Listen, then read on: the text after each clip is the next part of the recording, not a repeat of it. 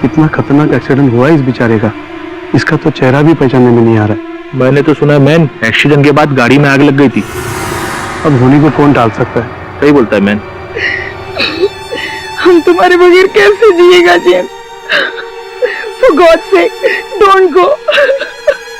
अपनी मामा को छोड़कर मत जाओ जेम्स।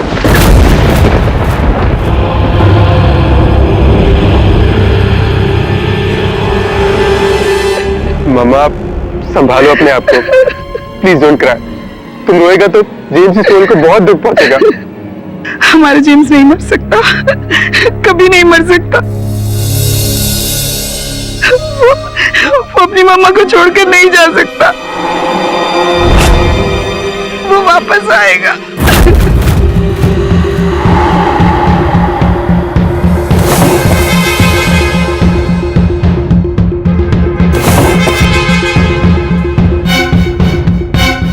देखो देखो, मैंने कहा था ना हमारा जेम्स वापस आएगा। माँ, जेम्स इज डेड। देखो उसका कॉफी ले ला, देखो।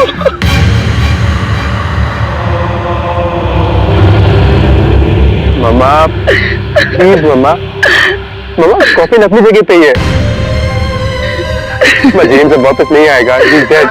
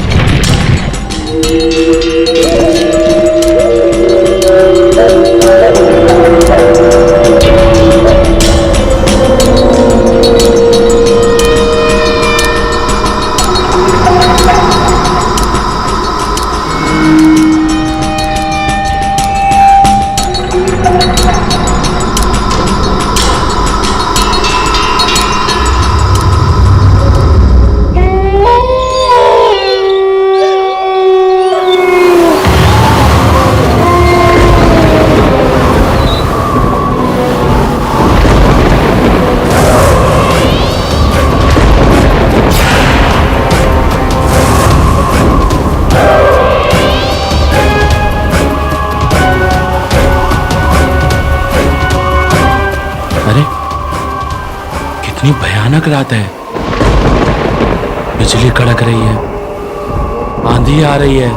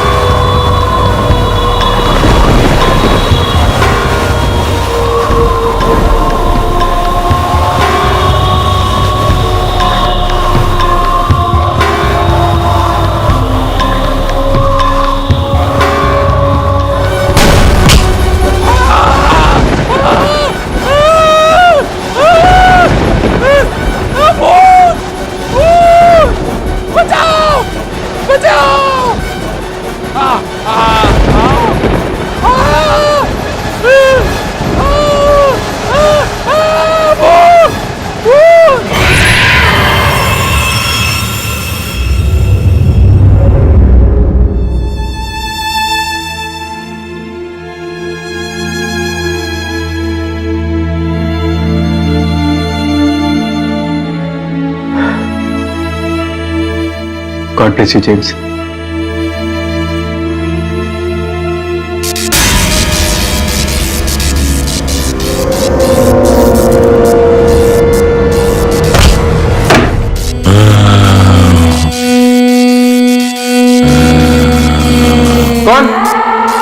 कौन हो तुम? अरे कौन हो तुम?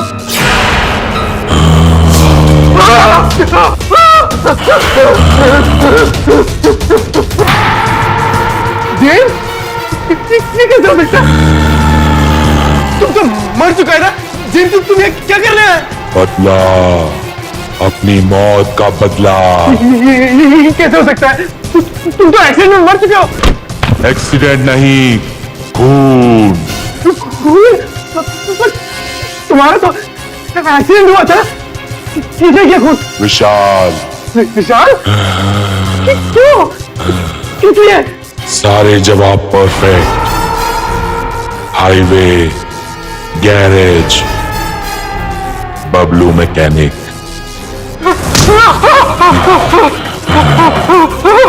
हमको इंसाफ नहीं मिला तो कोई भी नहीं बचेगा, कोई भी नहीं, तुम भी नहीं।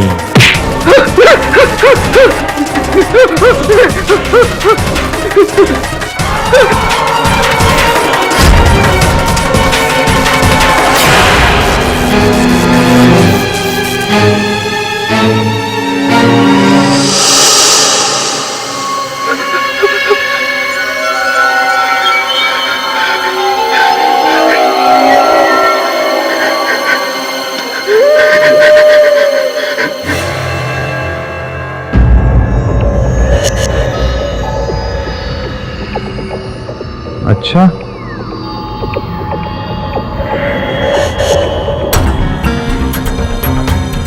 तो आप ये कह रहे हो कि आपको एक लाश मिली जो अपने लिए इंसाफ मांग रही थी। हाँ, वो मेरा भाई का लाश था। उसने बोला कि खूनी ने उसके मर्डर को एक्सीडेंट कर रोक दिया है। बदला, अपनी मौत का बदला। तुम्हारा तो एक्सीडेंट हुआ था। किसे क्या खून? विशाल, विशाल? क्यों? Highway, garage, Bablu mechanic. ए कदम, वो इंग्लिश पिक्चर में क्या कहते हैं चलते फिरते भूत को? जोम्बी। जम्बी नहीं रे, जोम्बी। हाँ, तू राहो दे रे, तू गप। अरे मिस्टर अर्नोल्ड, रात के 1 बजे सर, क्यों आप हमारा टाइम वेस्ट कर रहे हो? आप जाओ। मैं पागल दिख रहा है आपको कि इतनी रात गए फिल्म पे स्टोरी सुनाने आएगा? अरे इंस्पेक्टर साहब ने सच कह रहा है। वो मेरा भाई का लाश था। खुद अपने पैरों पर चलकर आया था मेरे पास। देखिए मिस्टर अर्नोल्ड, आपके भाई की मौत हुई है, हम सभी को उसकी हमदर्दी है, लेकिन अगर आप ऐसे कहोगे कि एक लाश ने आकर उसके खूनी का पता बताया और हम उसे जाकर ढूंढे, तो ऐसे नहीं होगा। आप प्लीज जाइए। अरे इंस्पेक्टर साहब, उसने ये तक कहा था कि अगर उसको इंसाफ नहीं मिला ना तो इस शहर में आतंक। मेरे दिमाग का दही मत करो। ये लगे हूं सारे। इंस्पेक्टर साहब प्लीज।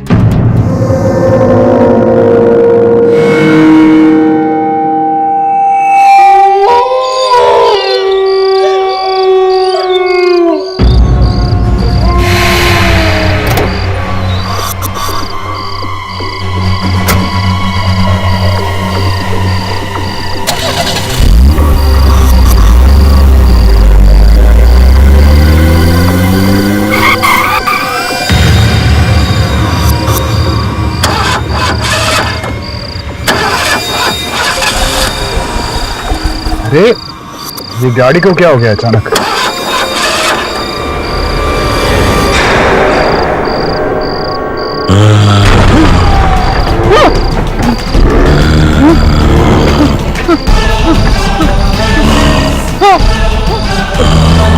कौन हो तुम? कौन हो? किताब! किताब!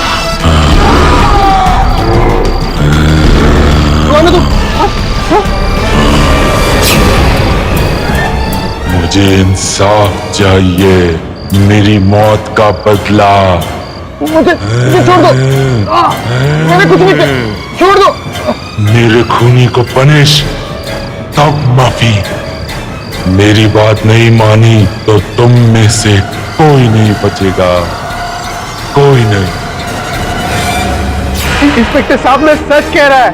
वो मेरा भाई का लाश था।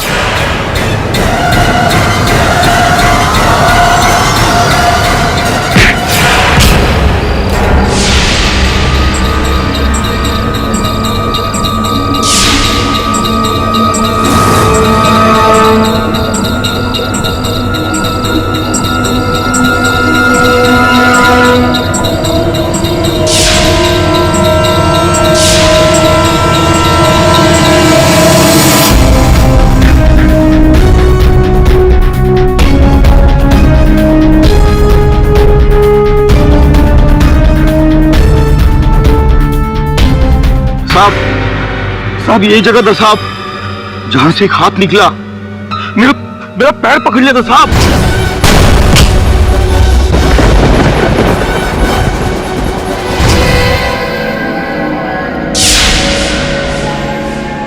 ये देखिए इंस्पेक्टर साहब, जेम्स के पैर का निशान। वो यहीं से चलकर गया होगा।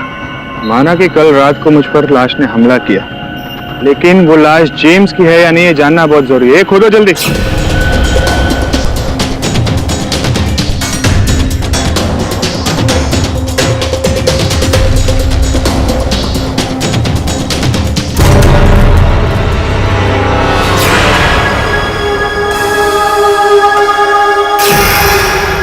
देखा इंस्पेक्टर साहब, लाश गायब है। मैं आपसे बोला था ना, और आप मेरा बात पे यकीन नहीं कर रहे थे। अब जाइए और जाके उस मैकेनिक बबलू से पूछिए और वो आपको बताएगा कि खूनी विशाल सिंह है। मुझे इंसाफ चाहिए, मेरी मौत का बदला। मुझे छोड़ दो। मैंने कुछ नहीं किया, छोड़ दो।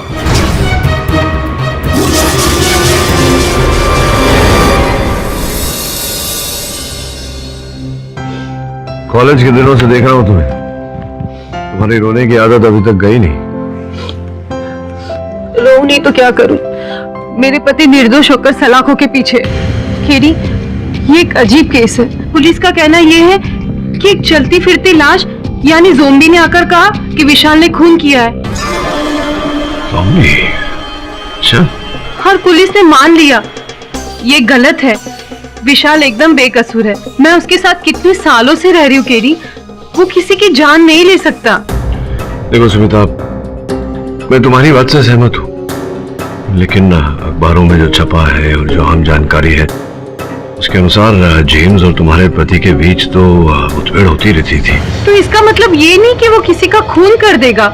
सुमिता, कॉलेज में तो विशाल एक सभ्य लड़का था, लेकिन उसके पश्चात क्या क्या हुआ उसके साथ, ये जानकारी प्राप्त करना, इस केस की सच्चाई जानना मेरे लिए बहुत आवश्यक है। केडी, जो भी करना है जल्दी करो, विशाल के पास समय बहुत कम है। चिंता मत करो सुमिता, इस केस की छानबीन करने दो, और अगर मैंने पाया कि विशाल निर्दोष है तो तुम इस केस की पहली सुनवाई में केडी पाठक को विशाल के पक्ष में खड़ी देखोगी।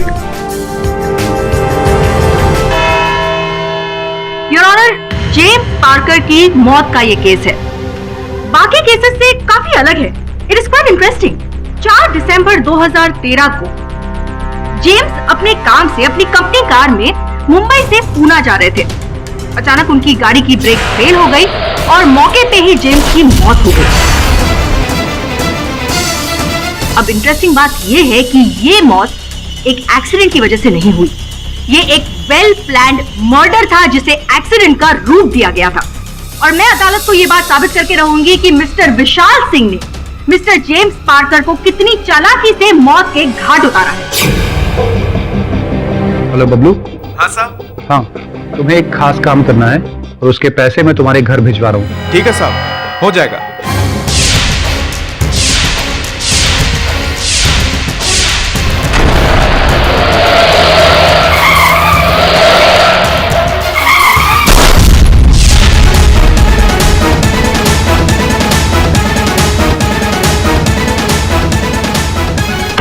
सुरभि दीक्षित, सर्वप्रथम कृपया ये बताएं कि ये जो आपने अभी अभी कहा, ये जानकारी कहां से प्राप्त हुई है आपको?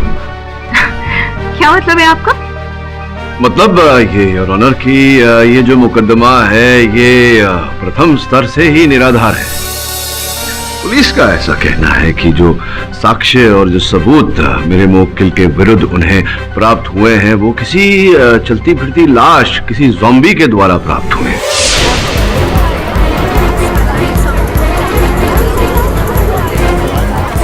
Order order, silence in the court please. Your honour, सबूत तक पहुंचने की वजह जरूरी नहीं है, मेरे ख्याल से सबूत जो है वो जरूरी है। नहीं तो क्या कहना चाहती है आपकी अदालत? जो भूत प्रेत चलती फिरती लाशों में नहीं मानती, वो किसी ज़ॉम्बी की, किसी चलती फिरती लाश की कथन को दर्ज करके उस पर मुकदमा खेले। ये मेरे मुवक्किल को फंसाने के लिए एक गहरी चाल है। लाश है, हमारा भाई हमारे पास खुद चल कर आया था। शांत हो जाइए आपको जो भी कहना है कटघरे में आकर कहिए। जज साहब, हम अपना भाई को अच्छे से पहचानते हैं। वो हमारा भाई जेम्स ही था जो उस रात घर के अंदर आया था। तुम्हें क्या कर रहे हो तुम?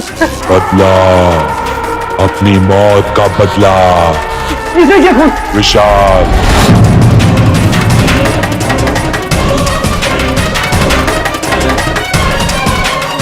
और वो हमको बोला कि अगर विशाल को सजा नहीं हुआ और उसे इंसाफ नहीं मिला तो वो किसी को भी जिंदा नहीं छोड़ेगा, सबको मार डालेगा। और अगर आपको हमारी बात पे यकीन नहीं है तो आप इंस्पेक्टर कामले से पूछ लो।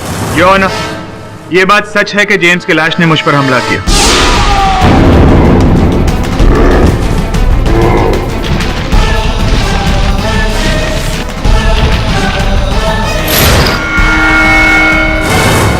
ये देखिए, ये उसके पंजे के निशान।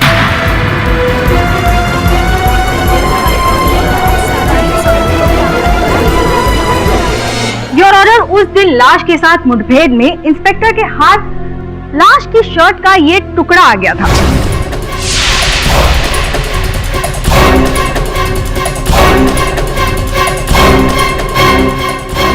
और तहकीकात से पता चला है कि ये वही शर्ट का टुकड़ा है जिसमें जेम्स पार्कर को दफनाया गया था। और योर ऑनर, सिर्फ इंस्पेक्टर पर ही नहीं बल्कि ग्रेवयार्ड के गार्ड पर भी हमला हुआ है। हाँ साहब, उस दिन रात में अपनी आंखों से देखा, कब्र में से एक हाथ निकला।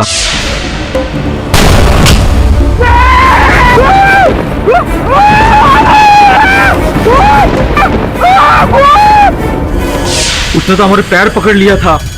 वो तो पहाड़ों वाले देवी माँ का कृपा है कि मैं बच गया। साहब, उस लाश को इंसाफ दिलाइए, नहीं तो हम सब मारे जाएंगे।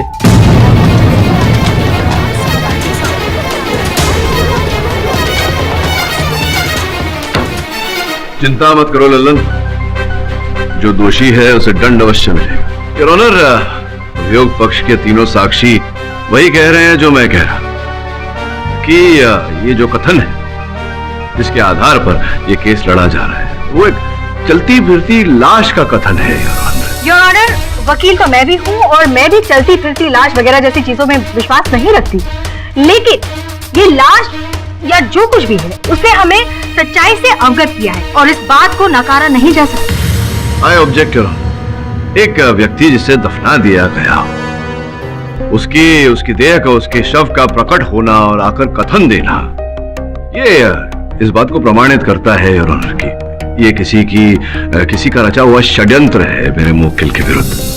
मैं अदालत से निवेदन करता हूं कि मेरे मुवक्किल को बरी कर दिया जाए, इस केस को खारिज कर दिया जाए। योर ऑनर, कभी कभी सच्ची चीजों के लिए भी उंगलियां उठती है और मैं ये बात साबित कर सकती हूँ कि मिस्टर विशाल सिंह ने मिस्टर जेम्स पार्कर की हत्या की है। Objection overruled. मिस्टर केडी पाठक, ये अदालत भी इस बात को समझती है कि कोई चलती फिरती लाश नहीं होती है, लेकिन अगर मिस्टर जेम्स पार्कर का कोई कातिल है तो उसे सजा तो अवश्य मिलनी चाहिए। इसलिए आप दोनों इस बात पर बहस ना करें तो अच्छा है, क्योंकि ये केस सबूतों के आधार पर लड़ा जाएगा। इस केस की आगे की कार्रवाई जारी की जाए। Thank you your honour. Your honour, अब मैं अदालत में ये बात साबित करना चाहूंगी कि mister Vishal Singh mister James Parker को क्यों मारना चाहते थे। मिस्टर विशाल, आप रिया सक्सेना नाम की औरत को जानते हैं? मुझे नहीं पता। योर ऑनर, बहुत ही इंटरेस्टिंग स्टोरी है विशाल की। सितंबर 1995 विशाल ने मिस्टर जेम्स को रॉड से मारा था और ये मैटर पुलिस में भी दर्ज हुआ था, जिस बात की एफआईआर रिपोर्ट हमारे पास है। योर ऑनर, जो इंसान अपने होश खोकर किसी की जान लेने की कोशिश कर सकता है, वो किसी की जान ले क्यों नहीं सकता? मिस दीक्षित, जिस समय की आप बात कर रही हैं उस समय मेरे मुवक्किल कॉलेज में थे और कॉलेज में योर ऑनर ये अल्हड़ उम्र होती है। इस उम्र में ऐसी भूल हो जाती है, हम सब से कहीं ना कहीं हुई है। चलिए आपको समझदारी की उम्र की एक बात बताते हैं। योर ऑनर, जेम्स और विशाल दोनों की इंसिडेंटली एक ही कंपनी में नौकरी लगी। अब अपनी काबिलियत की वजह से जेम्स कुछ ही समय में मिस्टर विशाल के बॉस बन गए। कैसी बातें करती हो स्मिता? तुम्हारे बर्थडे पे तुम्हें डिनर पे नहीं लेके जाऊंगा तो पड़ोसन को लेके जाऊंगा क्या? रेडी रहो, 1 घंटे में आ रहा हूँ। बाय। अरे इतनी जल्दी तुम कहाँ जा रहे हो? मुझे कहीं जाना है जेम्स। जेम्स नहीं, सर बोलने का। तुम्हें पता नहीं मैं तुम्हारा बॉस हूँ? I'm sorry sir. Very good. अच्छा, मिस्टर रेड्डी के फाइल का क्या हुआ? वो तो मंडे को प्रेजेंट करना है, मैं कल रेडी कर दूंगा। No no no no no, मुझे फाइल आज ही कंप्लीट चाहिए। लेकिन जेम्स, सर मेरी वाइफ का बर्थडे है आज। तो क्या हुआ? ऐसा करो, तुम रिजाइन दे दो और वाइफ के साथ बर्थडे बनाओ। विशाल, तुमने जो कॉलेज में सर पे रॉड मारा था ना, उसका दर्द मुझको आज तक याद है। और मैं जैसे बोलता हूं वैसे ही करो। मुझे 1 घंटे में फाइल रेडी चाहिए, ऑन माय टेबल, समझे?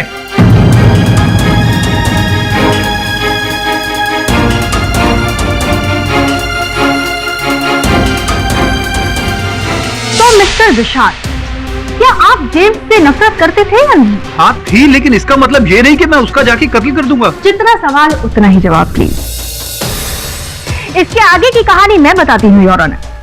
धीरे धीरे विशाल के दिल में जेम्स के प्रति नफरत बढ़ती गई, उनका जहर बढ़ता गया और उनके सब्र का बांध तब टूटा जब जेम्स ने इनका प्रेजेंटेशन चुरा के अपने बॉसेस के सामने प्रेजेंट करके खूब वाहवाही लूटी। अब मैं ये नहीं कह रही हूँ कि जेम्स ने जो किया वो सही था या गलत, लेकिन इसका मतलब ये नहीं कि नफरत की आड़ में आकर आप किसी की जान ले लें। योर ऑनर, अभी अभी जिस घटना का वर्णन उर्मी जी ने किया, ऐसी घटनाएं तो हर ऑफिस में घटती रहती हैं। ये साधारण बात है। इसका ये अर्थ नहीं है कि मेरे मुवक्किल ने जेम्स की हत्या कर दी। अगर कुछ बताइए, क्यों मेरे मुवक्किल हत्या करना चाहते थे? किस प्रकार से उन्होंने हत्या की, जबकि हम सब जानते हैं कि ये एक सड़क दुर्घटना थी। योर ऑनर, मैं इसी बात पर आ रही हूँ कि ब्रेक्स किसने और क्यों फेल की, और इसके लिए मैं परफेक्ट हाईवे गैराज के मैकेनिक मिस्टर बबलू को कटघरे में बुलाने की इजाजत चाहूंगी। बताइए, आप मिस्टर विशाल को कब से जानते हैं? यही कोई 5 बरस से मैडम। विशाल साहब जिस कंपनी में काम करते हैं, जीटी इंजीनियरिंग, उस कंपनी की सारी गाड़ियां हमारे पास ही सुधरने के लिए आती हैं। अच्छा, आप बताएंगे कि 3 दिसंबर को, यानी कि हत्या के 1 दिन पहले, मिस्टर विशाल ने आपको फोन किया था, उस कॉन्वर्सेशन के बारे में हमें बताएंगे? उस दिन मेरे पास विशाल साहब के 2 फोन आए थे मैडम। पहला फोन तो गाड़ी में क्या क्या ठीक करना है विशाल साहब ने ये बताया था, और फिर थोड़ी देर बाद दोबारा दूसरा फोन आया था। बोलो विशाल साहब। तुमसे एक बात कहना तो मैं भूल ही गया। गाड़ी की सर्विसिंग के बाद उसकी ब्रेक्स को कुछ इस तरह खराब करना कि वो 30-40 किलोमीटर के बाद फेल हो जाए। ये कौन सा गड़बड़ काम करा रहे हो हमारे से विशाल साहब? और सवाल मत करो, तुम्हें इस काम के अलग से 50,000 मिल जाएंगे। 50,000? कुछ क्लेम का प्रॉब्लम है। ठीक है विशाल साहब, गाड़ी भेज दो, आपका काम हो जाएगा।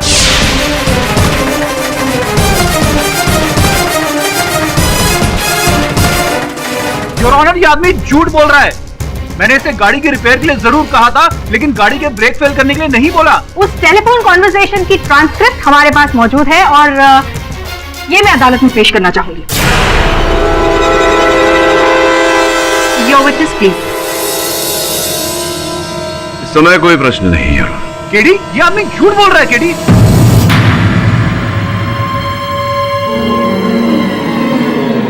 योर ऑनर, कहानी, मेरा मतलब है केस को आगे बढ़ाते हैं।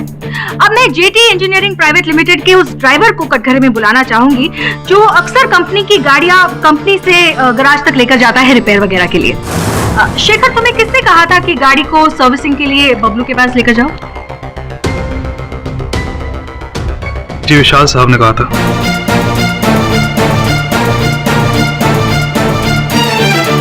विशाल सिंह साहब ने?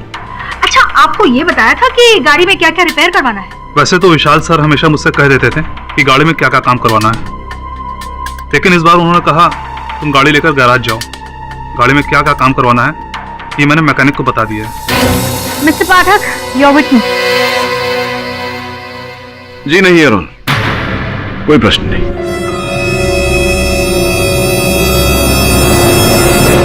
योर ऑनर, अब मैं जेटी इंजीनियरिंग लिमिटेड के एचआर मैनेजर मिस्टर ऋषभ को कटघरे में बुलाने की इजाजत चाहूंगी।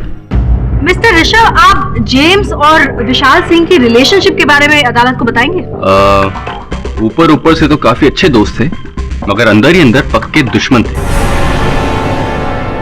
जब भी मौका मिलता तब दोनों ही एक दूसरे को नीचा दिखाने का कोई मौका ही नहीं छोड़ते थे।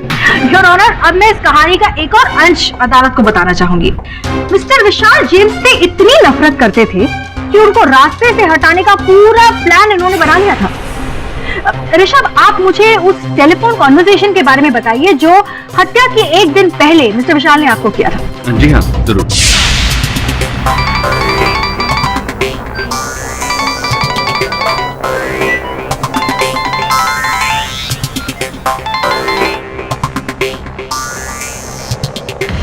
हाँ विशाल बोलो। ऋषभ, ये जेम्स अपने आप को समझता क्या है? प्रेजेंटेशन के बाद तो उसका खेल खत्म हो जाएगा। हाँ। मंडे को उसका आखिरी दिन होगा ऋषभ। मंडे को जेम्स फिनिश होगा।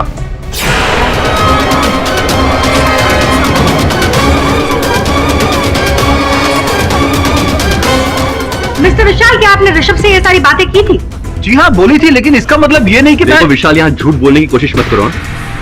और शायद तुम भूल रहे हो कि मैं इस कंपनी का HR मैनेजर हूँ और सबसे की हुई बातें मैं रिकॉर्ड भी करता हूँ बॉस को सुनाने के लिए। क्या बात है, तो बड़े चतुर हैं Rishabh ji. Thank you sir. अपने उच्च अधिकारियों को सुनाने के लिए लोगों की वार्तालाप रिकॉर्ड करते हैं। अब सर, HR का तो काम ही यही होता है, अपने सारे एम्प्लॉयज की डिटेल्स को अपने पास रखना। मैं तो बस अपना काम कर रहा था सर। अच्छा, चलिए अद्भुत। तो एक बार आपकी और विशाल के बीच जो वार्तालाप हुई थी वो सुनाएंगे? जी हाँ जरूर, सुनाइए। 1 मिनट।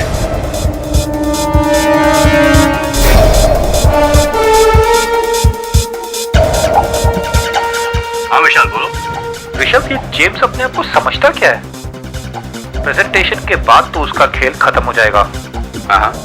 मंडे को उसका आखिरी दिन होगा ऋषभ। मंडे को जेम्स फिनिश होगा।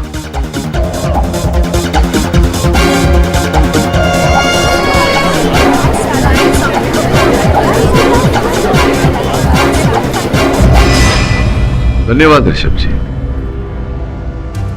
योर ऑनर, जैसा कि हम सब ने रिकॉर्डिंग में सुना, जो वाक्य कहे गए थे वो कुछ ऐसे थे कि कल उसका खेल खत्म होने वाला है, कल ऑफिस में उसका अंतिम दिन होगा, ना कि इस जग में उसका अंतिम दिन होगा। योर ऑनर, तो इन वाक्यों से मुझे नहीं लगता कि यहाँ कोई किसी की हत्या करने की बात कर रहा है। I object your honour.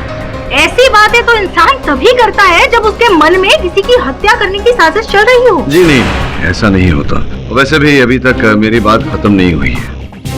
वो क्या कहा था आपने कि मेरे मुवक्किल के मन में जेम्स की हत्या करने की मंशा जागी क्योंकि जेम्स ने इनका प्रेजेंटेशन चुरा लिया था और अपना बना लिया था, ऐसा कुछ कहा था आपने? हाँ, तो मैं ऐसा कहा था। एक मिनट ऋषभ, ये जो वार्तालाप तुमने हमें सुनाई, ये प्रेजेंटेशन चोरी होने के पहले है या उसके बाद का? सर, फोन तो पहले ही आया था। पहले की? तो मिस दीक्षित, क्या कहने का अर्थ हुआ आपका कि मेरे मुवक्किल जानते थे कि जेम्स इनका प्रेजेंटेशन चोरी करेंगे?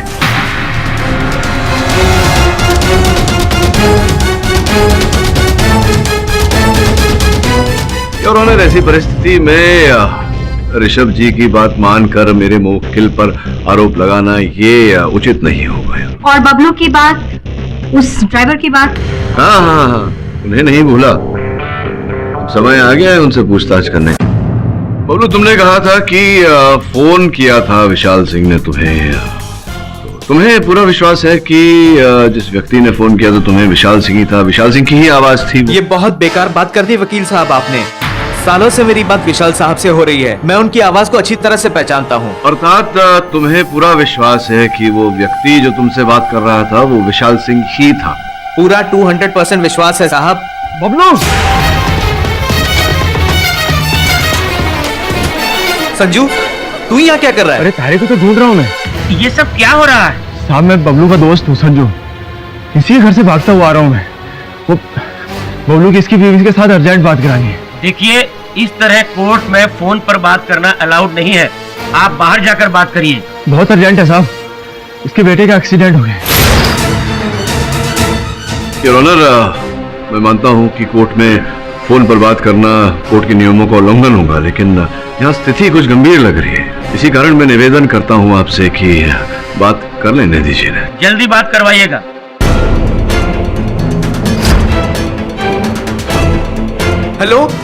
क्या बोल रही है तू?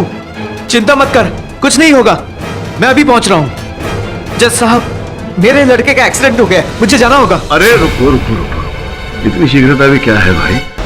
ये बताओ कि कैसे पता तुम्हें तुम्हारे पुत्र का दुर्घटनाग्रस्त हो गए हैं? किसका फोन आया था? दिखाई नहीं दिया, अभी मेरी लुगाई का फोन था। तुम्हारी धर्मपत्नी ने तुम्हें फोन किया था ना, तो तुम्हारी धर्मपत्नी को यहीं बुला लेते हैं, है ना? आइए जरा, आइए अंदर आइए। कहाँ है? अरे बहुत मैडम,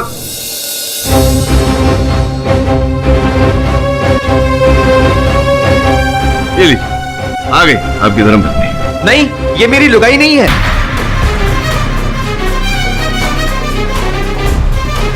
नहीं, अगर ये तुम्हारी धर्मपत्नी नहीं है तो फिर तुम्हारी धर्मपत्नी ने फोन नहीं किया था तुम्हें, क्योंकि फोन तो इन्होंने किया था। ये सब क्या हो रहा है योर ऑनर? आप साबित क्या करना चाहते हैं मिस्टर पाठक? क्षमा चाहता हूँ योर ऑनर, वास्तविकता को सामने लाने के लिए मुझे ये छोटा सा खेल खेलना पड़ा। जो फोन इन्हें आया था वो इनकी पत्नी ने नहीं, इन महिला ने किया था। किंतु इन्हें लगा कि इनकी पत्नी से बात हो रही है इनकी। जब वर्षों से विवाहित पत्नी का स्वर नहीं पहचान पाई है फोन पर, तो हम कैसे मान ले कि विशाल सिंह ने ही इन्हें फोन किया था और वो विशाल सिंह की ही आवाज थी जो इन्होंने पहचानी।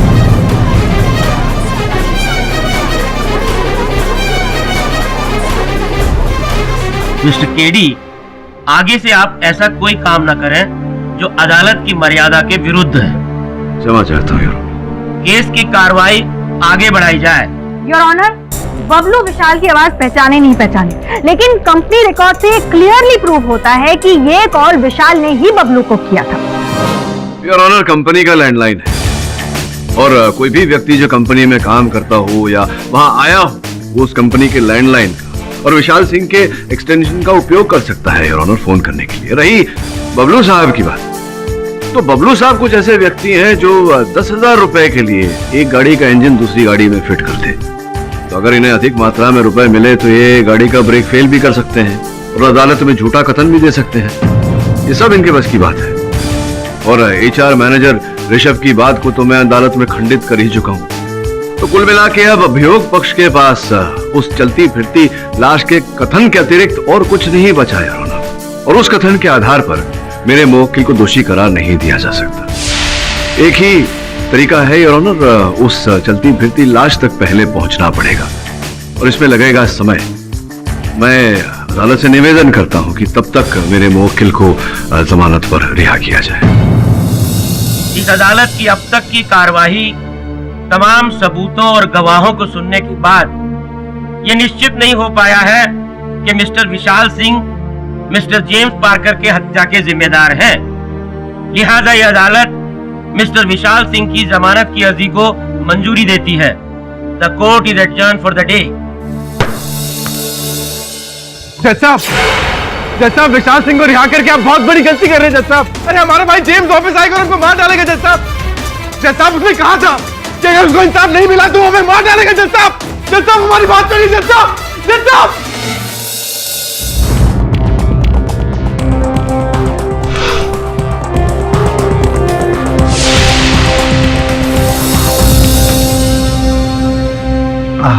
गरम चाय। वरुण भाई, क्या पढ़ रहे हो? ज़ॉम्बीज़ के बारे में। अरे वरुण भाई, ऐसा भूत के बारे में काय को पढ़ रहे हो? भूत को इतना भाव नहीं देने का, पता है काय को? भूत को इतना भाव देंगे ना, भूत आएगा रात को तुम्हारे पास। तू कुछ भी बोलता। सर, मैंने रिसर्च किया है, दुनिया में बहुत सारे लोग हैं जिन्हें सचमुच लगता है कि ज़ॉम्बी होते हैं। तुझे क्या लगता है? सर, दिमाग तो मानने को तैयार नहीं है कि ज़ॉम्बी होते हैं, पर दिल कह रहा है कि जब इतने सारे लोगों ने देखा है तो कहीं ना कहीं इस बात में सच्चाई तो होगी सर। वरुण, केस लड़ते समय दिल की नहीं, दिमाग की सुननी चाहिए। वैसे अलग अलग परिस्थिति में तो दिल तो बहुत कुछ कहता है, लेकिन दिल के साथ साथ दिमाग का वही बात कहना बहुत आवश्यक है। इस समय मेरा दिमाग ये कह रहा है कि ज़ॉम्बी जैसी कोई चीज होती नहीं। अपन को भी ऐसे लगता, अपन को भी एकदम करेक्ट लगता है बॉस, बहुत एकदम सही बोले ले। और भाई कुछ भी फेंक रहे हैं, ऐसा कुछ नहीं होता बस, करेक्ट। अबे ज़ॉम्बी वॉम्बी मतलब नहीं होते ना बस, अब मतलब कोई मरेगा वापस थोड़ी आएगा। Correct correct correct.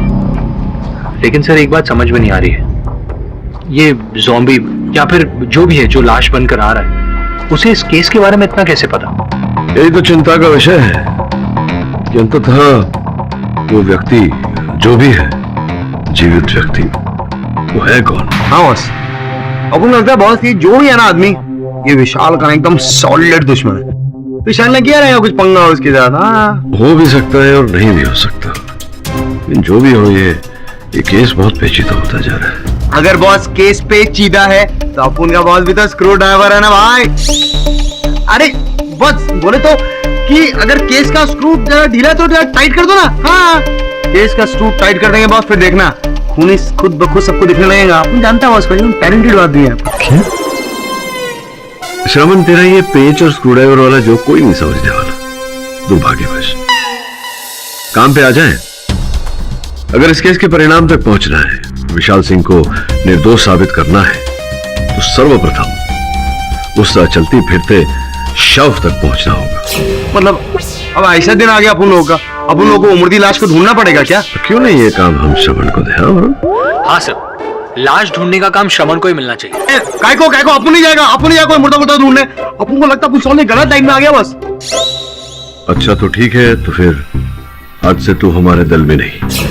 अपन है ना आपकी टीम में बॉस। जय हो बॉस की, अपन है आपकी टीम में। तो फिर टीम वर्क तो करना पड़ेगा। तो अरुण, इस केस के जितने पहलू हैं उन्हें हम अलग अलग करके संभालेंगे और उन पहलुओं पर वो पहली नजर डालेंगे। हो सकता है जो उस समय नहीं दिखा हमें अब दिख जाए। क्या हुआ विशाल, तुम कुछ परेशान लग रहे हो? नहीं, बस ऐसे ही सोच रहा था। आप कुछ मत सोचिए, मेरी केडी से बात हुई है, उसने कहा है बहुत ही जल्दी असली खूनी सामने आ जाएगा। बात वो नहीं है स्मिता, मेरे दिमाग में जेम्स के भाई आर्नोल्ड की चीखें अभी तक गूंज रही हैं। उसने कहा था जेम्स आएगा, किसी को नहीं छोड़ेगा। ओहो विशाल, तुम भी इतने पढ़े लिखे होकर ऐसी दकियानुसी बातों पे विश्वास करते हो। ट्रस्ट मी, कोई लाश नहीं है, कोई नहीं आएगा। चलो खाना खाओ। बस मेरा पेट भर गया है, मैं सोने जा रहा हूँ। Good night.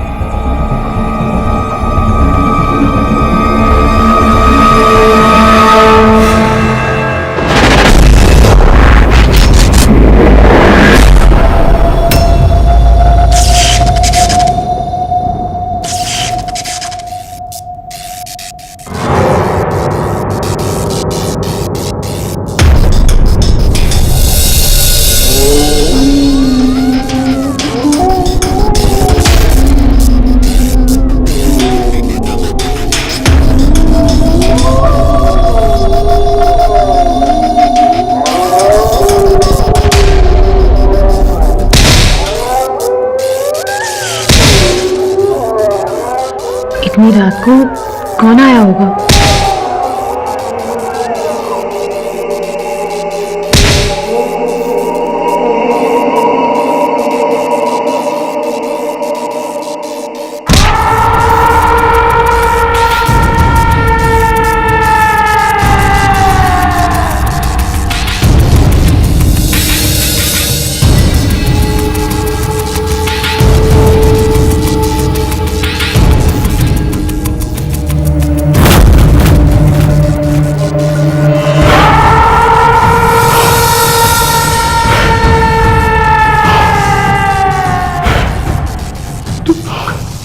नहीं पहचाना? जेम्स? हाँ मैं। क्या चाहिए तुम्हें? इंसाफ चाहिए, अपनी मौत का बदला।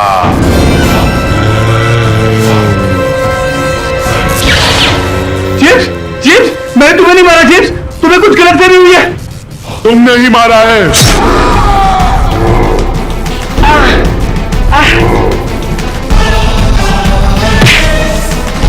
विशाल,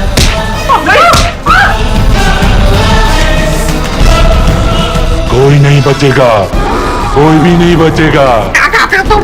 अगर अपनी फैमिली को बचाना चाहते हो तो पुलिस के पास जाके अपना गुनाह कबूल करो। कल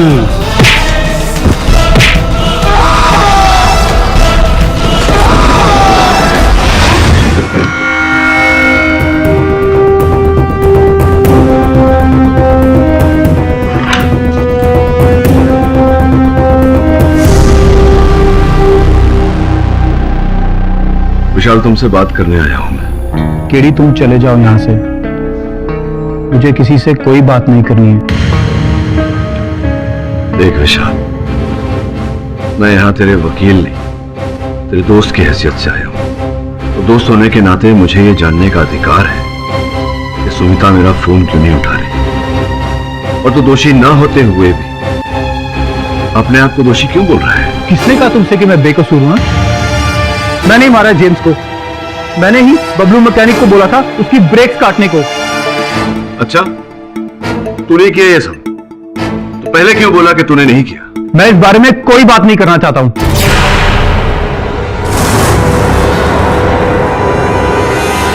देख विशाल, सच क्या है ये तुझे बताना पड़ेगा। और तू किस बात से डर रहा है?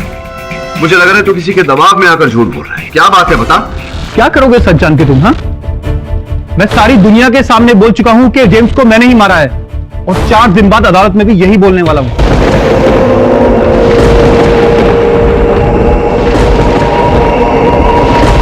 हमारा जेम्स नहीं मर सकता, वो वापस आएगा। तुम तो एक्सीडेंट में मर चुके हो। एक्सीडेंट नहीं, खून। किसे क्या खून? विशाल, मैं अदालत को ये बात साबित करके रहूंगी कि मिस्टर विशाल सिंह ने मिस्टर जेम्स पार्कर को कितनी चालाकी से मौत के घाट उतारा। पुलिस का ऐसा कहना है कि जो साक्ष्य और जो सबूत मेरे मुवक्किल के विरुद्ध उन्हें प्राप्त हुए हैं वो किसी चलती फिरती लाश, किसी ज़ॉम्बी के द्वारा प्राप्त हुए हैं। ये अदालत भी इस बात को समझती है कि कोई चलती फिरती लाश नहीं होती है। जज साहब, उसने कहा था कि अगर उसको इंसाफ नहीं मिला तो हमें मार डालेगा। जज साहब, हमारी बात सुनिए। जज साहब,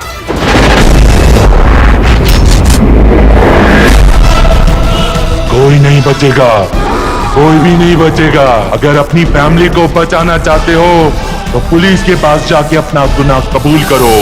विशाल, तुमसे बात करने आया हूं मैं। केडी, तुम चले जाओ यहाँ से। मुझे किसी से कोई बात नहीं करनी है।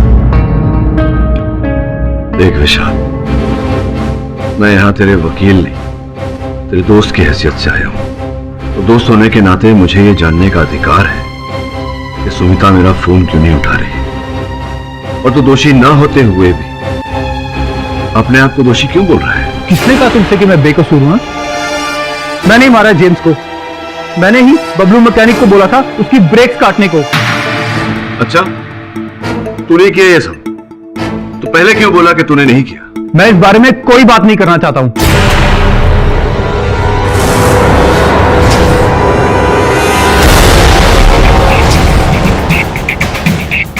देख विशाल, सच क्या है ये तुझे बताना पड़ेगा। और तू किस बात से डर रहा है? मुझे लग रहा है तू किसी के दबाव में आकर झूठ बोल रहा है। क्या बात है, बता। क्या करोगे सच जान के तुम? हाँ, मैं सारी दुनिया के सामने बोल चुका हूं कि जेम्स को मैंने ही मारा है, और 4 दिन बाद अदालत में भी यही बोलने वाला हूं। विशाल, अब भी बोल रहा हूं, सत्य क्या है ये बता दे मुझे। केडी, प्लीज मेरी मुश्किलें और मत बढ़ाओ। अगर तुम सच में मेरी मदद करना चाहते हो तो प्लीज यहां से चले जाओ।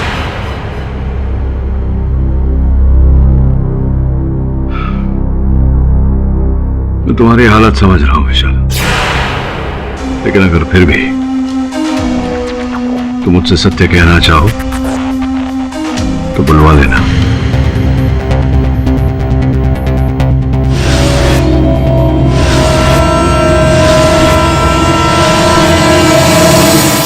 आपका शक सही निकला। हाँ बॉस, अपन लोगों ने विशाल जी के घर की एकदम बरोबर इन्वेस्टिगेशन की। सर, घर की हालत देखकर और सुमिता जी से बात करके लग रहा है कि किसी ने सुमिता जी और विशाल पर जानलेवा हमला किया है। किसी ने नहीं, उसी ने, उसी व्यक्ति ने जो चलती फिरती लाश बनकर घूम रहा है, और उसी ने विशाल को इतना डरा है कि बेचारा निर्दोष होते हुए भी अब अदालत में अपने आप को दोषी कहेगा। जो भी सच्चाई हो सर, कई लोगों ने ज़ॉम्बी को देखा है। देखा है क्योंकि वो अपने आप को दिखाना चाहता है। वो लोगों को डराकर उनके मन में भय पैदा करना चाहता है ताकि विशाल को सजा दिला सके। पर बॉस, ये लाश बन के कौन घूम रहा होएगा? ये जो भी है, मुझे पूरा विश्वास है कि ये विशाल के साथ ही काम करता है, या फिर उसके ऑफिस में इसका आना जाना है। ये आप कैसे कह सकते हैं? देख, ब्रेक फेल करने से पहले विशाल के ऑफिस से फोन किया गया था। और द्वितीय बात यह है कि उस व्यक्ति को पता था कि जेम्स पूना कब जा रहा है। आप सही कह रहे हैं सर। बॉस, अपन को लगता है या तो वो ऋषभ एचआर रहेगा या वो भी हो सकता है वो ड्राइवर शेखर, और यहाँ जेम्स का भाई आर्नोल्ड, वो भी हो सकता है बॉस। वो भी तो हो सकता है तेरा दोस्त ज़ॉम्बी। सर मान लीजिए कि हमने उस लाश की सच्चाई जान भी ली, तो इसका क्या फायदा होगा? अगर विशाल ने अदालत में अपना जुर्म कबूल कर लिया तो? क्या बॉस, अपन लोग इधर टेंशन में और आप हंस रहे हैं, कमाल है बॉस। हाँ, हंस रहा हूं क्योंकि उस व्यक्ति ने विशाल के मन में जो भय पैदा किया है उसे निकालने का रास्ता मैंने ढूंढ लिया। आगे आगे देखो होता है क्या।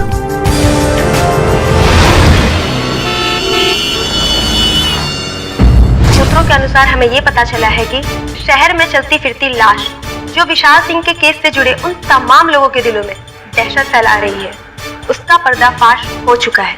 वो लाश एक आम इंसान की लाश थी जिसका खुलासा केडी ने बड़ी समझदारी के साथ किया। इस ज़ॉम्बी के पकड़े जाने से केस में नया रूप देखने को मिल सकता है। आगे की जानकारी हमारे संवाददाता मनीष से मिलेगी जो इस वक्त केडी के ऑफिस के बाहर है। मनीष, क्या आपकी केडी से इस विषय में कोई बातचीत हुई? साधना, मैं आपको बताना चाहूंगा कि अभी तक हमारी केडी से कोई बातचीत नहीं हुई है, लेकिन वो किसी भी वक्त बाहर आ सकते हैं और ज़ॉम्बी के खुलासे पे रोशनी डालेंगे। वो देखो केडी सर आ गए।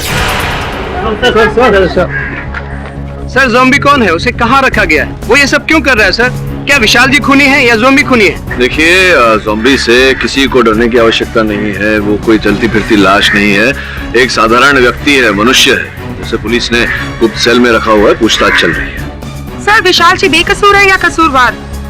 विशाल निर्दोष है, ये बात मैं अदालत में प्रमाणित करूंगा और असल हत्यारे को अदालत के सामने प्रस्तुत करूंगा। सर लेकिन बेकसूर है कि नहीं वो? सर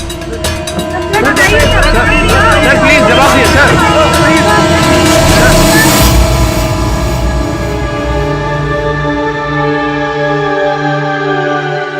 अरे काहे मुंह लटकाए बैठे हो? अब तो खुश हो जा, केडी पाठक ने चलने वाली लाश को पकड़ लिया है। क्या? हाँ, हर जगह यही खबर आ रही है। केडी पाठक ने टीवी पे बोला है कि विशाल सिंह खूनी नहीं है। वो अगली सुनवाई में ये साबित कर देंगे।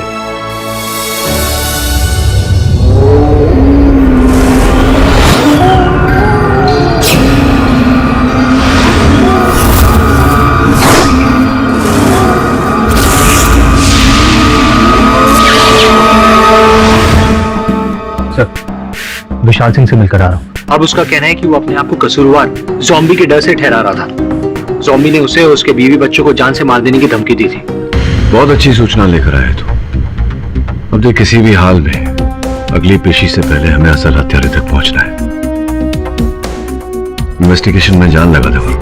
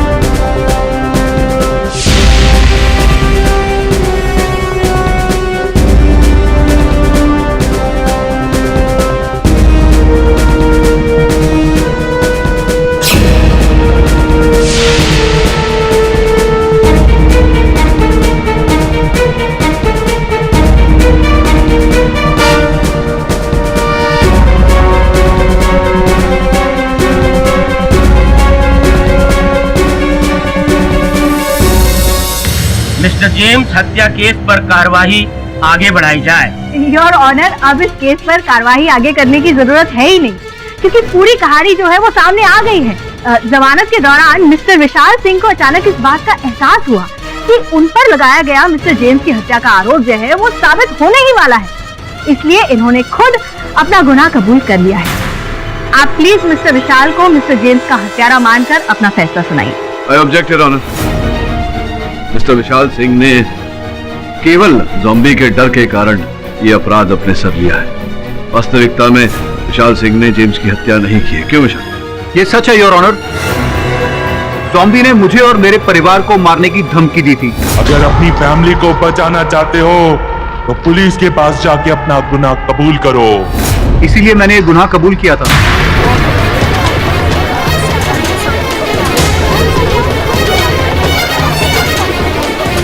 Order order, silence in the court please. हाँ तो मिस्टर विशाल, क्या आप बताएंगे कि आपका ये जो डर है वो अचानक कैसे निकल गया? क्योंकि मुझे पता चल गया है कि ज़ॉम्बी पकड़ा जा चुका है। अब मुझे उसका कोई डर नहीं। हम में से तो किसी को भी इस बात का पता नहीं है। मुझे जेल में पता लगा था कि ज़ॉम्बी पकड़ा गया है। केडी पाठक ने चलने वाली लाश को पकड़ लिया है। क्या? हाँ, हर जगह यही खबर आ रही है। और एक खबरदार ने मुझे अखबार में भी दिखाया था। ओह आई सी। तो कौन सी जेल में है ये ज़ॉम्बी? मुझे क्या पता। तो क्या आपको पता है मिस्टर पाठक? मुझे इस बारे में कोई चर्चा नहीं करनी। मिस्टर केडी पाठक, आपको इस बात का जवाब देना ही होगा, क्योंकि इस बात से तो मैं भी वाकिफ हूँ कि आपने टीवी पर ज़ॉम्बी के पकड़े जाने की खबर दी थी। अगर ज़ॉम्बी सचमुच पकड़ा गया है तो आप उसे अदालत में पेश कीजिए, या फिर अपने इस झूठ बोलने की कोई खास वजह अदालत को बताइए। क्षमा चाहता हूँ योर ऑनर, मुझे ज़ॉम्बी के पकड़े जाने का ये झूठा समाचार फैलाना पड़ा।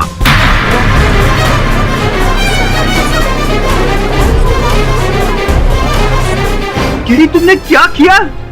देखो विशाल, अगर मैं ऐसा नहीं करता तो तुम ये दोष मान लेते और मेरे होते हुए एक दोषी को दंड नहीं मिल सकता। वो लाश मेरे परिवार, मेरे बच्चों को। जज साहब, मैंने जेम्स को मारा। जज साहब, आप प्लीज मुझे सजा दीजिए। योर ऑनर, अभी कुछ समय पहले ही विशाल सिंह ने इस कोर्ट में कथन दिया है कि ये आरोप इन्होंने अपने सर लिया केवल उस ज़ॉम्बी के भय के कारण।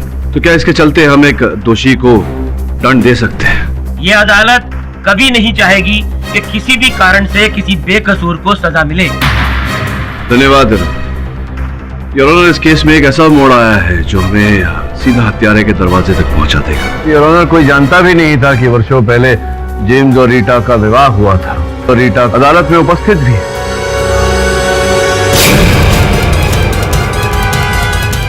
मिसेज रीटा को कटघरे में बुलाया जाए।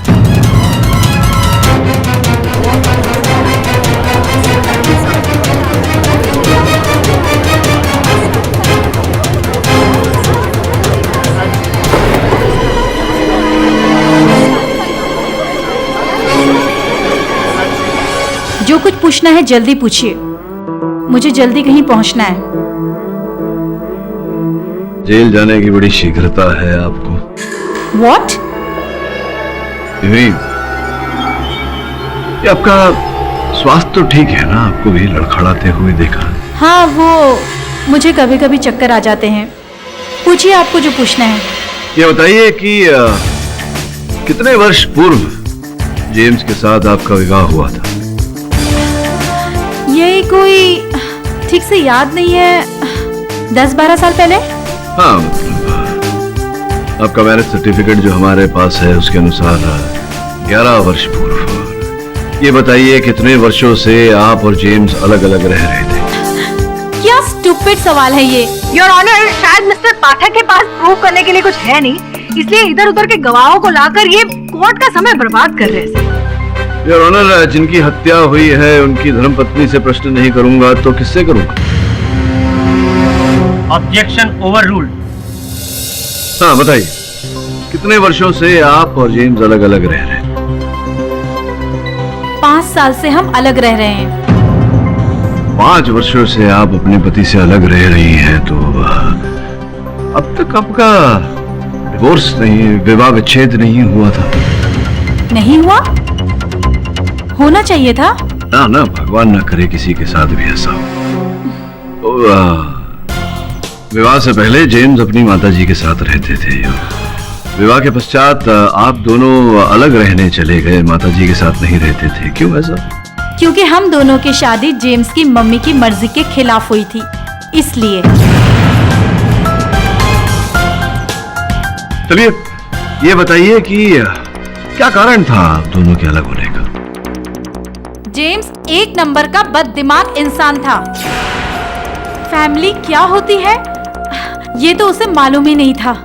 बस दिन रात शराब पीना और मुझ पे हाथ उठाना। क्षमा कीजिएगा, सुना तो ऐसा है कि आपको शराब पीने की बुरी लत थी, इस कारण आप दोनों अलग हुए।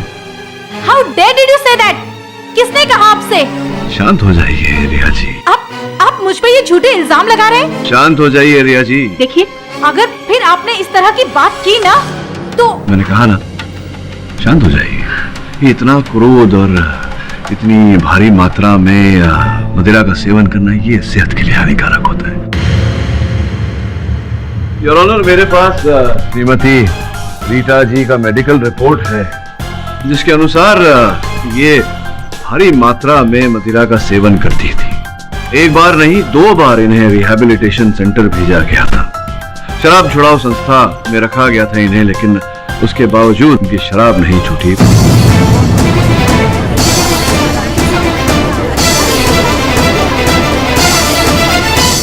बताइए रिया जी, आपने अपने पति जेम्स से डिवोर्स क्यों नहीं लिया था? आप कहना क्या चाहते हैं कि हमें डिवोर्स ले लेना चाहिए था? किस तरह के इंसान हैं आप? एक औरत के पति की अभी मौत हुई है और आप इस तरह की बातें कर रहे हैं? योर ऑनर, लगता है श्रीमती रीटा मेरे प्रश्न को उत्तर देने के स्थिति में नहीं है। मैं इनके स्थान पर आर्नल्ड को कटघरे में बुलाने की अनुमति चाहता हूँ। मेरा को तो आज ही पता चला कि मेरा भाई जेम्स का शादी भी हुआ था। अच्छा, संभवतः आप भूल रहे हैं कि जब जेम्स की शादी हुई थी रीटा के साथ, तो मैरिज रजिस्ट्रार के सामने साक्षी के रूप में आपने हस्ताक्षर किए थे। देखो आर्नल्ड, जो भी हो, ये अदालत है और यहाँ पर अगर झूठ बोला तो आप पर कार्यवाही होगी। तो चलो सच सच बताओ कि आपके भैया और उनकी भाभी का विवाह विच्छेद क्यों नहीं हुआ था, डिवोर्स क्यों नहीं हुआ? आई एम सॉरी सर, मगर वो बात यह है कि ये जो रीटा है ना, एकदम पागल औरत है। अगर अभी इधर में इसके बारे में कुछ बोलेगा ना तो ये मेरे घर में आके मेरे से लड़ाई करेगा। जल्दी बोलो, क्यों बुलाया मुझे? मुझे क्लब पहुंचना है। देखो रीटा, बात ऐसी है, ना तुम मेरे साथ खुश हो ना मैं तुम्हारे साथ खुश हूँ। इससे अच्छा होगा कि हम डिवोर्स लेते हैं, इस पे साइन कर दो। You stupid man! मैंने तुमसे कितनी बार बोला है कि मुझे 1 करोड़ रुपए कंपनसेशन के चाहिए, या फिर ये घर मेरे नाम कर दो और डिवोर्स पेपर पे साइन लेकर जाओ। अगर मैं प्रॉपर्टी और पैसा ना दूं तो क्या करोगी तुम मेरा? बोलो, क्या करोगी? जान लोगी मेरी? अगर जरूरत पड़ी तो ऐसा करने से पहले सोचूंगी नहीं।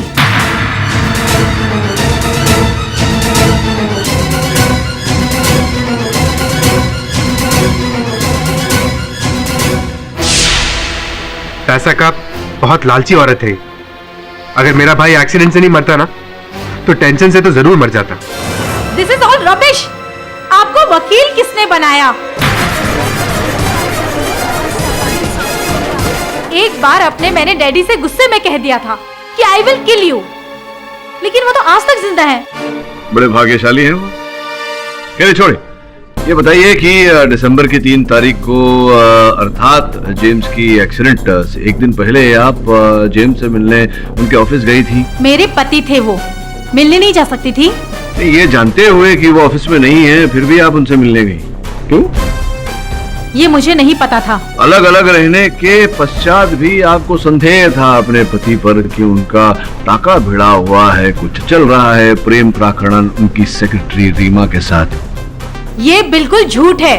नहीं, ये तो मैं रीमा से पूछना चाहूंगा। 3 दिसंबर को ऑफिस आने से पहले रिया ने आपको फोन किया था? यस सर, उन्होंने कॉल किया था जेम्स जी से बात करने के लिए, और मैंने उन्हें बताया भी था कि वो ऑफिस में नहीं है। अच्छा, उसके बाद? उसके बाद उन्हें मेरी बात पर भरोसा नहीं हुआ और वो सीधे ऑफिस चली आई। सॉरी मैम, मैंने आपको फोन पर बताया था कि जेम्स सर ऑफिस में नहीं है। आई नो, मैं तो ऐसे ही चली आई, सोचा बहुत दिन से ऑफिस आई नहीं हूँ तो तुमसे ही मिल लूं। ओह ओके मैम, कुछ लेंगी आप? आपके लिए कुछ मंगवाऊं? कुछ खाएंगी आप? जहर मंगवा दो। व्हाट? कुछ नहीं तो ठीक है, मैं फिर जेम्स से मिलने कल आती हूँ। लेकिन मैम, सर तो कल ऑफिस के काम से पूना जा रहे हैं। ओह, वैसे तुम्हारे बाल तो बहुत सुंदर हैं। तुम भी उनके साथ जा रही हो? वेल, सर ने अभी मुझे साथ चलने के लिए कहा तो नहीं है। रात में कह देंगे। जी? कुछ नहीं। और उस दिन हमें रीटा मैम के इंटेंशन कुछ ठीक नहीं लगे।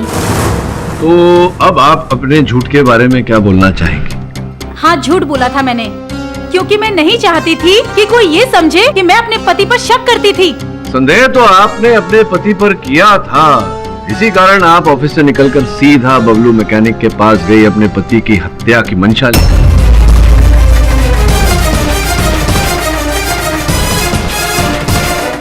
हाँ, झूठ बोला था मैंने, क्योंकि मैं नहीं चाहती थी कि कोई ये समझे कि मैं अपने पति पर शक करती थी।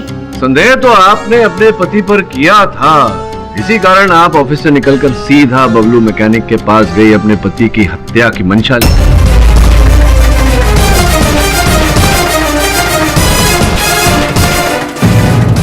झूठ है ये सरासर झूठ है। देखो, मुझसे पंगा मत लेना, वरना क्या करेंगे आप? मेरी गाड़ी के ब्रेक फेल कर देंगी। योर ऑनर, मिस्टर पाठक बिना बात के रीटा जी पर दबाव डाल रहे हैं। दबाव डाल रहा हूँ यार। अब आपकी अनुमति हो तो बबलू मैकेनिक को बुलाकर उस पर दबाव डाल। सीधे सीधे पूछता हूँ तुमसे बबलू भैया, क्या दिसंबर की 3 तारीख को रीटा तुम्हारे पास आई थी? हाँ साहब, मैडम आई थी। उन्होंने आपको जेम्स की गाड़ी का ब्रेक फेल करने को कहा? नहीं साहब, ऐसी कोई बात नहीं हुई, बस वो तो अपनी गाड़ी ठीक करवाने आई थी। झूठ क्यों बोल रहे हो? अच्छा, तुम नहीं बताना चाहते तो मैं बता देता हूँ क्या हुआ था। योर ऑनर, हुआ था ही। बबलू, कल जेम्स साहब की कंपनी की गाड़ी यहाँ आएगी और तुम्हें उनकी गाड़ी के ऐसे ब्रेक फेल करने हैं कि 30-40 किलोमीटर के बाद ही वो काम करना बंद कर दे। आपका काम हो जाएगा मैडम। स्पष्ट है योर ऑनर कि रीटा हत्यारिन है।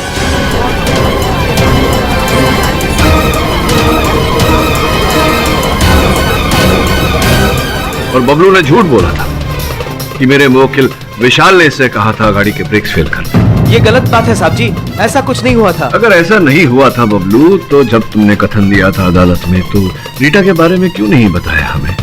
छिपा कर क्यों रखा? वो इसलिए साहब, मिस्टर जेम्स अपनी निजी गाड़ियां भी हमारे गैरेज में अपनी कंपनी के पैसे से सुधरवाते थे। बस यही कारण था मैडम रीटा के बारे में ना बताने का। योर ऑनर, बबलू झूठ बोल रहा है क्योंकि हत्या में ये भी बराबर का हिस्सेदार था। नहीं साहब, मैंने कोई खून नहीं किया। देखो बबलू, तुम्हारी सच्चाई सामने आ गई है, बाकी की सच्चाई भी बता दोगे तो अच्छा रहेगा। सीधे सीधे पूछता हूँ तुमसे बबलू भैया, क्या दिसंबर की 3 तारीख को रीटा तुम्हारे पास आई थी? ऐसा कुछ नहीं हुआ था साहब, पर यह बात सच है कि मैडम रीटा ने उस दिन हमसे पूछा था। बबलू, एक बात बताओ। पूछो मैडम जी। क्या किसी गाड़ी के ब्रेक इस तरह से खराब किए जा सकते हैं कि वो कुछ घंटों बाद ही काम करना बंद कर दे? ये क्या बात कर रहे हैं मैडम जी? अरे तुम बताओ तो। बिल्कुल हो सकता है मैडम, पर ये काम केवल बबलू ही कर सकता है, दूसरा कोई और नहीं। बस यही बात थी साहब, पर हम सच कह रहे हैं, हम इससे ज्यादा और कुछ नहीं जानते साहब। योर ऑनर, दिसंबर की 3 तारीख को सर्वप्रथम ये इनके पति जेम्स के ऑफिस गई। अगले दिन का जेम्स का दिनचर्या पता किया इन्होंने उनकी सेक्रेटरी रीना से, जिसके पश्चात ये बबलू मैकेनिक के पास गई और उससे जेम्स की गाड़ी का ब्रेक फेल करने को कहा। झूठ बोल रहे हैं ये सब लोग मुझे फंसाने की कोशिश कर रहे हैं। ये अर्नोल्ड, ये भी मुझे फंसाने की कोशिश कर रहा है ताकि मुझे जेम्स की जायदाद ना मिले। मैंने जेम्स का खून नहीं किया, मैं उसका खून नहीं कर सकती, मैंने उसका खून नहीं किया है।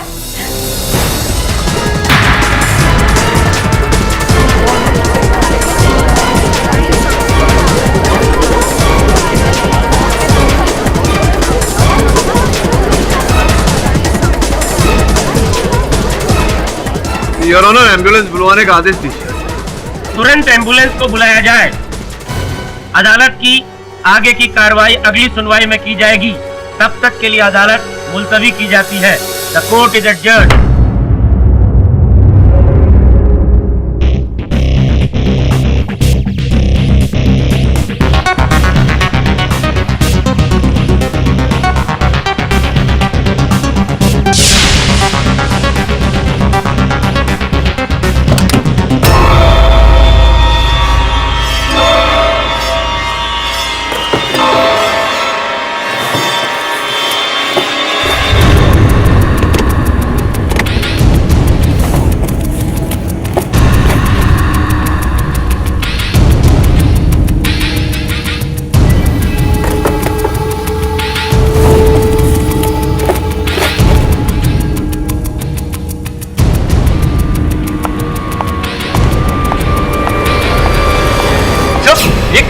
क्या कर रहे हैं आप? वरुण, इतने रात गए ऑफिस में क्या कर रहे थे? साहब ने जो काम मुझे दिया था वो करके आ गया। सर मैंने चुपके से रीटा जी के घर में इन्वेस्टिगेशन की है और बहुत ही अजीब चीज पता चली मुझे। ये तो ज़ॉम्बी के पैर के निशान लग रहे हैं मुझे। जी हाँ सर, मुझे ये ज़ॉम्बी के पैरों के निशान रीटा के घर के पीछे वाले लॉन में मिले, आते हुए भी और जाते हुए भी। तो इसका मतलब ये हुआ कि ज़ॉम्बी रीटा जी को मारने भी गया था। ज़ॉम्बी के पैरों के निशान वहां मिलना, इसका अर्थ कुछ और निकलता है। वरुण, वरुण,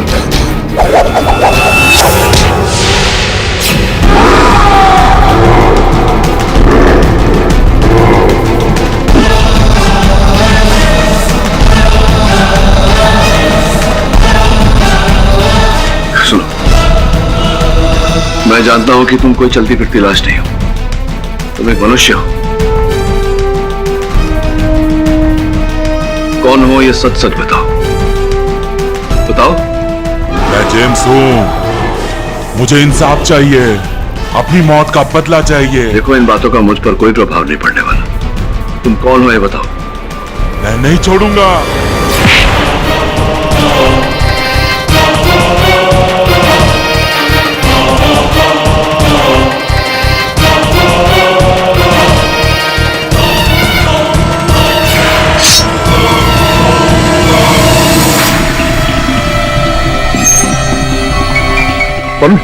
कैसे सर? तो ठीक है? हाँ सर। तो चिंता मत करो, जो भी है बच के नहीं जाएगा।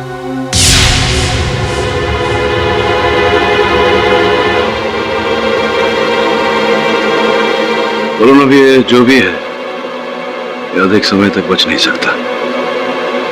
सही आप कैसे कह सकते हैं? ये देखो ना, जो पेन स्टैंड उसने तेरे सर पे मारा था उस पर उसकी उंगलियों के निशान है। ये जो देख रहा है ये उसके हाथों पे लगाया गया मेकअप है वरुण। इसका ये अर्थ होता है कि ये व्यक्ति जो भी है जो ज़ॉम्बी बन रहा है ये मेकअप द्वारा ज़ॉम्बी बन रहा है। वास्तविकता में ये मनुष्य ही है, साधारण सा। तो एक काम कर, जितने व्यक्ति इस केस से जुड़े हुए हैं सबकी जानकारी प्राप्त कर, पता लगा कि इनमें से कौन है जो मेकअप करने में माहिर है।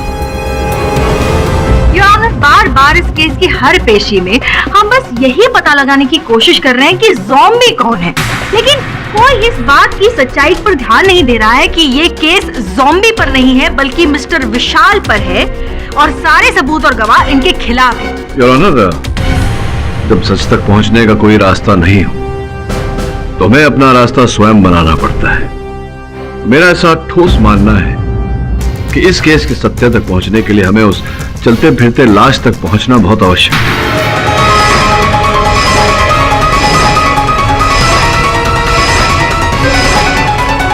इस केस की आगे की कार्रवाई शुरू की जाए। योर ऑनर, मैं रीटा जी को एक बार फिर कटघरे में बुलाने की अनुमति चाहता हूँ। अनुमति है। अब आपका स्वास्थ्य कैसा है रीटा जी? पहले से ठीक है, लेकिन अगर आपने बेतुके सवाल किए तो फिर से खराब हो जाएगी। चलिए आपसे आज बेतुके नहीं सीधे साधे सरल प्रश्न पूछेंगे। ये बताइए कि 7 साल पूर्व क्या व्यवसाय करती थी आप? फिल्मी जगत में आप मेकअप आर्टिस्ट का काम करती थी, कार्य करती थी, क्या ये बात सत्य है? हाँ, 7 साल पहले। तो प्रथम कथन में आपने ये बात हमें बताई क्यों नहीं? नहीं बताया क्योंकि ये आपने पहले पूछा नहीं। चलिए अब पूछ लेता हूँ, आपके पुरस्कार के बारे में सुना है, आपको कई पुरस्कार से सम्मानित किया गया था। तो किस प्रकार के पुरस्कार मिले थे आपको? बेस्ट मेकअप आर्टिस्ट के। बेस्ट मेकअप आर्टिस्ट के या बेस्ट हॉरर मेकअप आर्टिस्ट के? योर ऑनर, इस सवाल का इस केस से कोई लेना देना ही नहीं है। मतलब मिसेस रीटा का व्यवसाय क्या है, उनको क्या अवार्ड मिले? योर ऑनर, संभवतः अभियोग पक्ष महोदया समझ ही नहीं पा रही है मेरे प्रश्नोत्तर की दिशा। ये बड़ा ही डरावना केस है जिसमें डर, जिसमें भय इस कारण से पैदा हुआ है क्योंकि एक चलता फिरता लाश घूम रहा है। योर ऑनर, सबके मन में, सबके दिल में भय पैदा करता हुआ।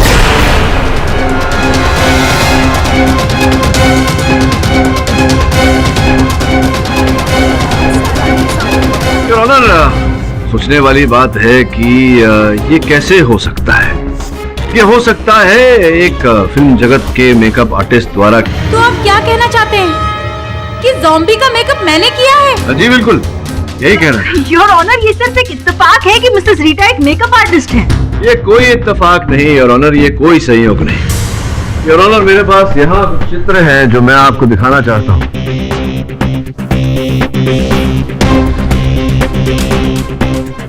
इन चित्रों में स्पष्ट रूप से दर्शाया गया है योर ऑनर किस प्रकार का मेकअप करके एक सरल साधारण व्यक्ति को ज़ॉम्बी में परिवर्तित किया जाता है, चलती फिरती लाश में परिवर्तित किया जाता है।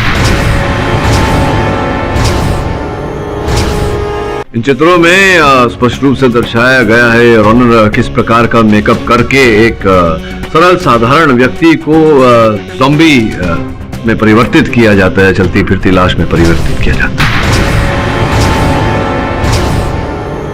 और इस प्रकार का मेकअप करने में रीटा जी ने महारत प्राप्त की।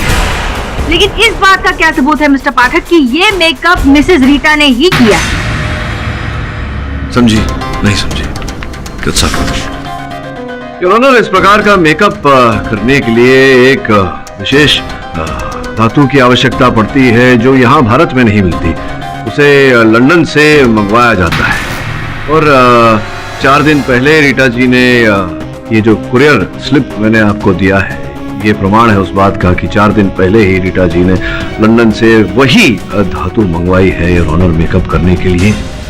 हाँ, मंगवाया था क्योंकि मुझे एक फिल्म में मेकअप आर्टिस्ट का काम मिल रहा था।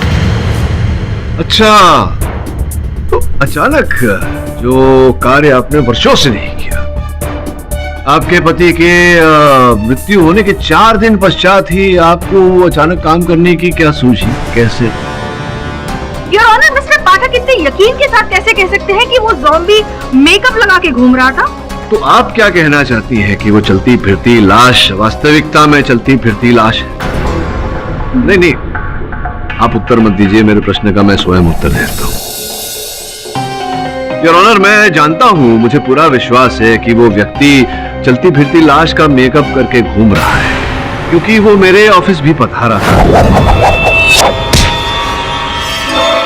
और प्रमाण छोड़कर गया है।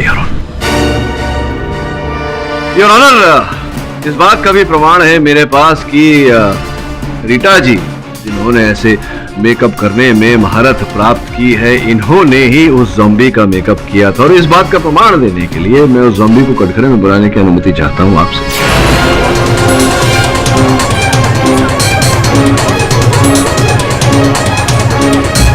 अनुमति है। धन्यवाद। आइए ज़ॉम्बी भाई।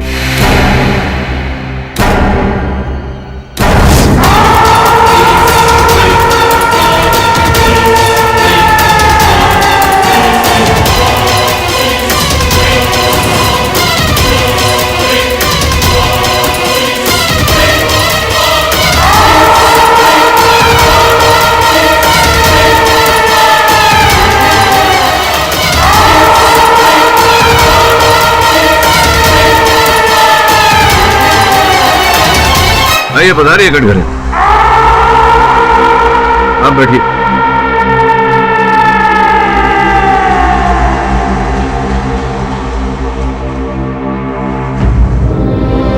मुकेश जी, क्या आप ही वो व्यक्ति हैं जो चलती फिरती लाश बनकर सबको भयभीत कर रहे थे?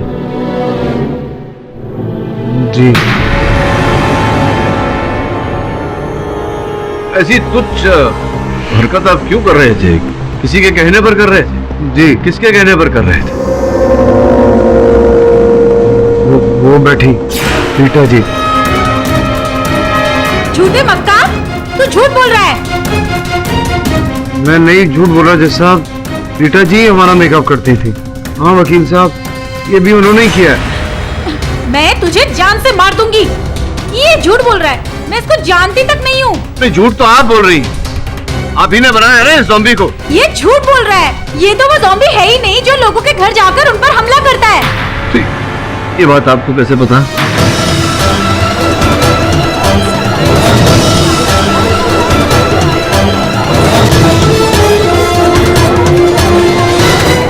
योर ऑनर, रीटा जी की बात उचित है। ये वो ज़ॉम्बी नहीं है जो उन्होंने बनाया, ये मेरे सहायक श्रमण है। अब बात को आगे सिद्ध करने के लिए मैं इनसे आग्रह करूंगा कि ये जाएं और उनसे आग्रह करूंगा कि वो आए।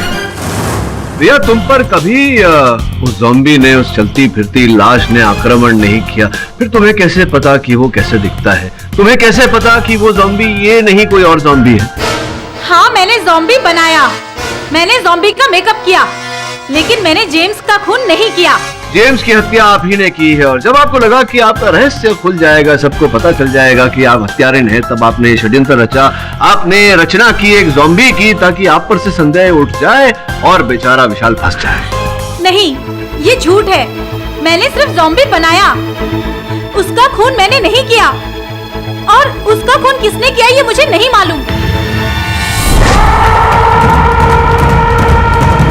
अच्छा, संभवतः मुझे पता है। वो इस कारण, योर ऑनर, क्योंकि इस केस से जुड़े दो ही व्यक्ति हैं जिन पर उस चलती फिरती लाश ने आक्रमण नहीं किया। एक तो रीटा जी, जिन्होंने ज़ॉम्बी बनाया, और दूसरे ज़ॉम्बी बनने वाले HR मैनेजर ऋषभ।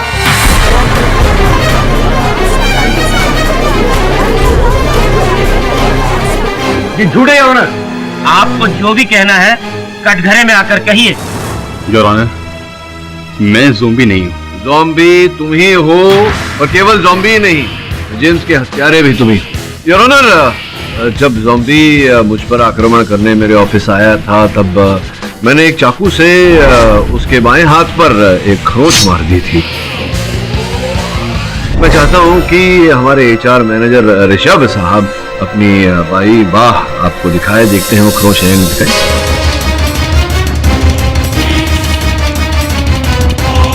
अरे दिखाइए ना।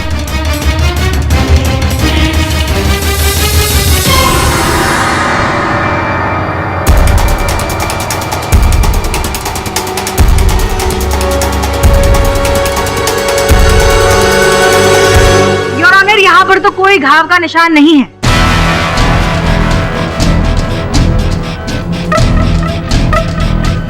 योर ऑनर, मेरा सामान्य ज्ञान ये कहता है कि अगर एक साधारण सरल सा व्यक्ति ज़ॉम्बी बन सकता है, तो एक घाव छुपाना मेकअप द्वारा कितना कठिन होगा। एक बार फिर से दिखाइए।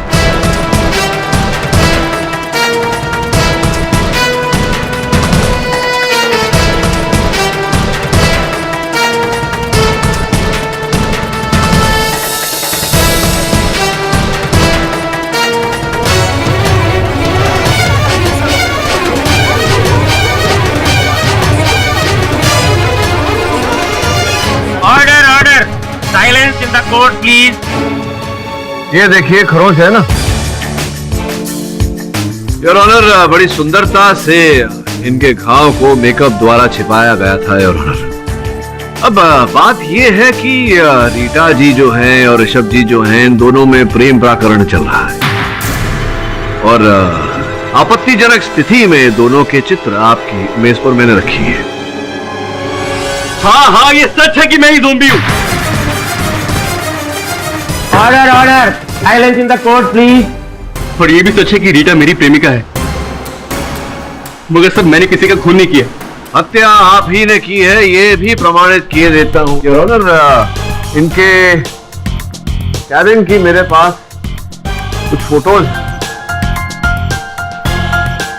योर ऑनर, बात यह है कि विशाल के कैबिन से जो तार निकलकर टेलीफोन एक्सचेंज तक जाती है वो HR मैनेजर ऋषभ के कक्ष से होती हुई जाती है। योर ऑनर, दूसरे चित्र को देखने से ये स्पष्ट रूप से पता चलता है योर ऑनर कि उस तार पर जोड़कर किसी ने एक फोन लगाया था और उसी फोन से बबलू मैकेनिक को फोन किया गया और उससे कहा गया कि जेम्स की गाड़ी का ब्रेक फेल कर दिया जाए।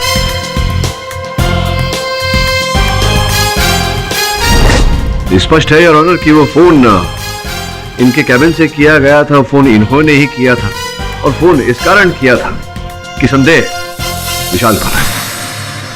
अब भाई साहब देखिए, कहानी तो खत्म हो गई है, तो क्यों किया ये सब आपने अगर आप स्वयं ही बता दें तो बड़ी कृपा होगी। और साथ साथ ये भी बता दीजिए कि विशाल को क्यों फंसाया, इसके पीछे क्या कारण था।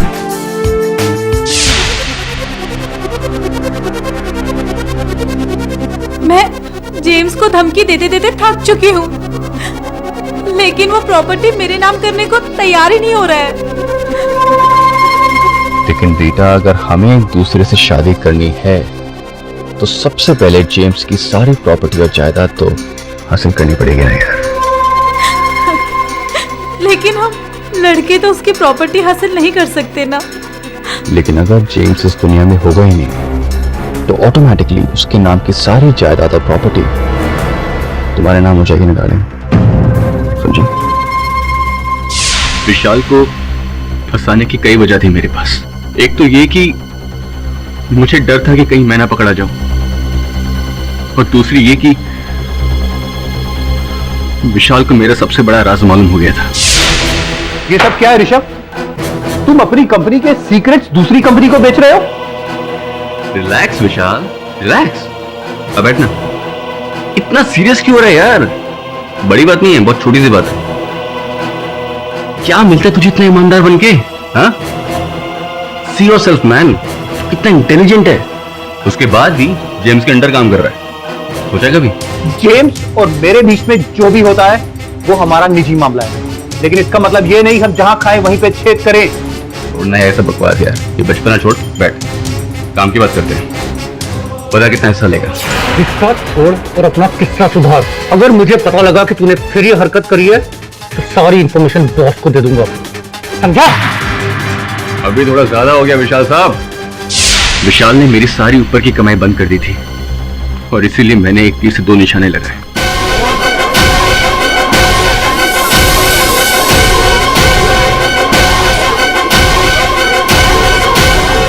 The defense, rest your honor.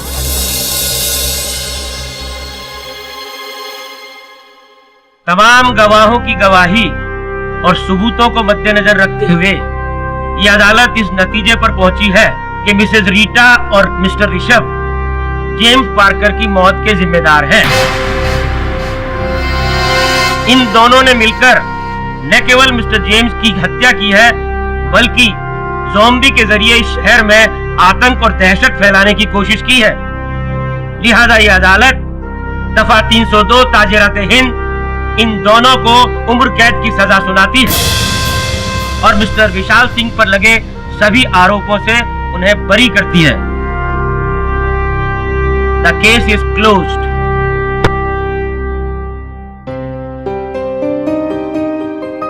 Congratulations once again. इस तरह के और भी एपिसोड देखने के लिए हमारे चैनल को सब्सक्राइब करें और बेल आइकन दबाना ना